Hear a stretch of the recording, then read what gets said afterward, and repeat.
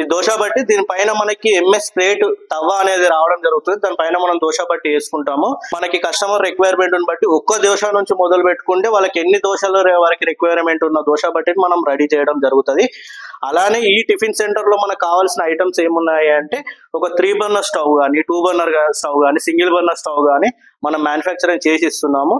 Actually ఇది 3 burner stove అండి. ఇది ఒక దానిపైన మనం కడాయి పెట్టుకోవచ్చు, ఒక దానిపైన ఇడ్లీ పాత్ర పెట్టుకోవచ్చు, ఒక దానిపైన ఇంకేదైనా కుక్ చేసుకోవడానికి మనం 3 బర్నర్ స్టవ్ అనేది ఇవ్వడం జరుగుతుంది.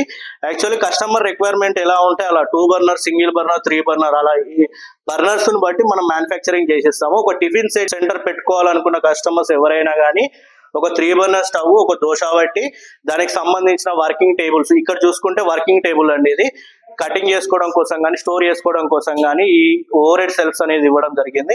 ఇక్కడ కవర్స్ కానీ ఏమైనా డబ్బాలు కానీ పెట్టుకోవడానికి ఇట్లా ఓవర్ హెడ్ సెల్ఫ్, ఇక్కడ వర్కింగ్ స్టేషన్ ఇదంతా.